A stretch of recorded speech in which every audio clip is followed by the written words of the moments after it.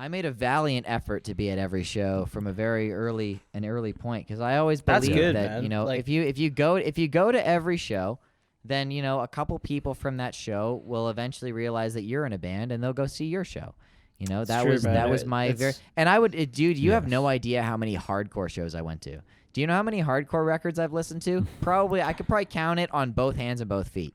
You know, but I went to every single hardcore show. I went to every single hardcore show in London. I swear to God. And until like fucking maybe 2015, and then I was just like, okay. until I'm the gonna go to Fire rock shows Nation now. attacked. Until I started working for my money. Yeah. But man, I went to every fucking show I possibly could because like that's how you fucking make music friends. That's how you establish yourself as a local musician. Is you got to support local. For sure, man. Right? Yeah. Well, and I think like, you know, with being an MIA, you get that like you kind of get a built-in fan base if you're decent. That's true. And I think like when you start getting people that aren't in MIA, Yeah. like Yeah. being like you Well, guys are sick. Like that feels awesome. I've preached this gospel for years now. Is there's this weird invisible wall between like the London music scene and the MIA music scene, and it pisses me off For sure. because there's a lot of great bands in MIA, and there's a ton of great London bands generally, right? That's true. But Yeah. For sure. somehow they just don't fuck with each other, and I feel like it's just one of those things where it's like, well, it's just college kids. They just want to party or whatever. It's like, no, dude, these guys know what they're doing, you know, and there's great bands. And I mean, it's just sometimes with the MIA crowd, I've learned that a lot of you guys are from not from London. So you don't know about these bands that are here. Yeah. So Yeah, for that's the sure. thing. That's what For sure. that's what I've been kind of happy about with my band is that like we've been able to break down those barriers a little bit and make friends outside of MIA, especially in Toronto. Yeah. Like we've become good friends with a lot of Toronto-based bands, and I just think it's going to give us the edge. And I For sure. truthfully believe of course, like we practice, and you know I can definitely say we're a good band, but it's all about being personable, man. You just need to be nice. Yeah, for sure. Literally, you just need to talk to people. Like, that's what that's it is. kind of what gives you the edge. And Small talk, baby.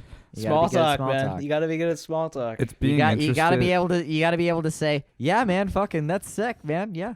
yeah, for sure. You gotta For get sure, a lot of like you gotta get a lot of for sure's in there. For sure, bud. do For your sure. research before you play shows with bands too. Like that was the thing I would always say to the guys, like because like Nick will get I'll bring up something, you know, about a band that we're playing with, and then he'd be like, oh, that's cool, like how do you know that? Or like, oh, I didn't know that. And I'm like, just when we're playing these shows, like Look them up. take fucking 10 minutes and, Look 'em up. flick Yeah. through their Spotifys. Yeah. Absolutely, Like, man. you know, get an The- idea of like what's going on. The very first show I ever went to see at Call the Office was the result of that. My buddy was just like, hey, there's a show at Call the Office, which I had never been there. I don't think he had ever been there either.